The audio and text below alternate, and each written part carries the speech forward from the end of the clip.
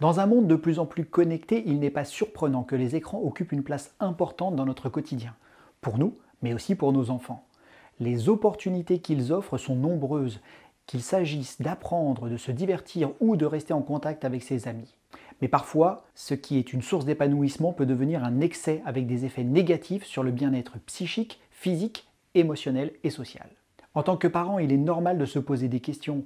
Comment trouver cet équilibre? Comment accompagner mes enfants sans leur imposer trop de limites?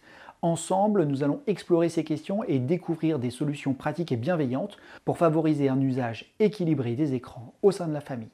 Alors restez connectés parce qu'il y a 3 vidéos qui vont suivre où nous allons répondre à 3 questions majeures. Première interrogation, avez-vous déjà pris un moment pour réfléchir à combien de temps votre enfant passe devant un écran chaque jour? Une fois que l'on dépasse les 4 heures quotidiennes, des signes peuvent apparaître. Fatigue visuelle, troubles du sommeil, manque d'activité physique, et parfois cela peut même réduire les moments précieux en famille ou entre amis. Alors que faire pour gérer cette situation? Eh bien d'abord prenez le temps de discuter avec votre enfant.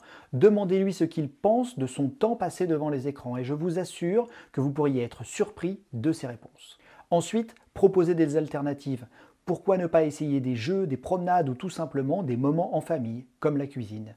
N'hésitez pas non plus à instaurer quelques règles simples, comme par exemple pas d'écran pendant les repas ou avant le coucher. Et pour ceux qui en ont besoin, des outils comme le contrôle parental peuvent être une bonne aide pour limiter automatiquement le temps passé en ligne. Bien sûr, chaque famille est différente. L'important est de trouver l'équilibre qui vous convient, parce qu'au final, l'objectif, c'est de préserver la santé et le bien-être de nos enfants. Et vous, quelles sont vos astuces pour limiter le temps d'écran à la maison? Partagez-les dans les commentaires, j'ai hâte de vous lire. A très vite pour l'interrogation suivante.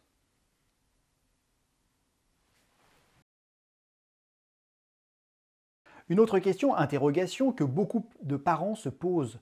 Mon enfant préfère-t-il les écrans aux moments passés en famille?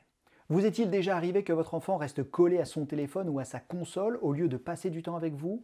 C'est frustrant, je sais, mais pas de panique, c'est souvent lié à une capacité incroyable des écrans à nous captiver et à nous divertir. Parfois les enfants, mais aussi les adultes, perdent simplement la notion du temps, ce qui est tout à fait normal.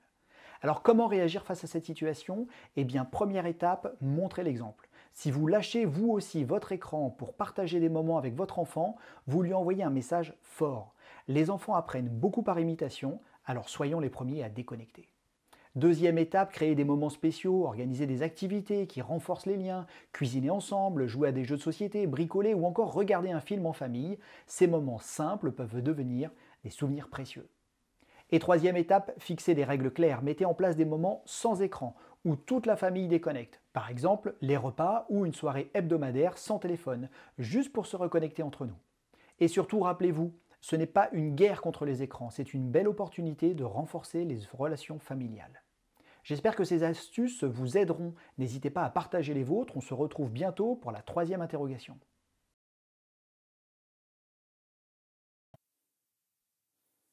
Aujourd'hui, on s'attaque à notre 3e interrogation. Elle revient souvent. Mon enfant devient irritable sans écran ou cache son utilisation. Dois-je m'inquiéter? C'est une situation que beaucoup de parents rencontrent. Votre enfant montre des signes d'irritabilité lorsqu'il n'a pas accès à ses écrans ou il se cache pour faire ce qu'il fait en ligne.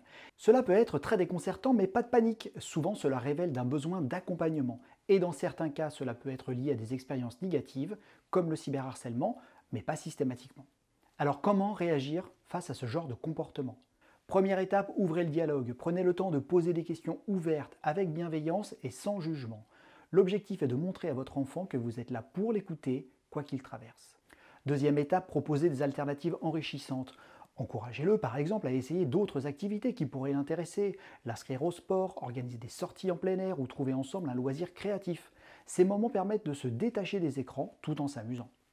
Troisième étape, rassurer et encadrer. Mettez en place des règles claires sur l'usage des écrans, mais attention, prenez toujours le temps d'expliquer pourquoi ces règles existent.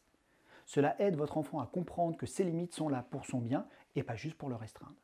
L'objectif ici n'est pas de punir, mais bien de guider votre enfant vers des comportements sains et sécurisés avec votre soutien.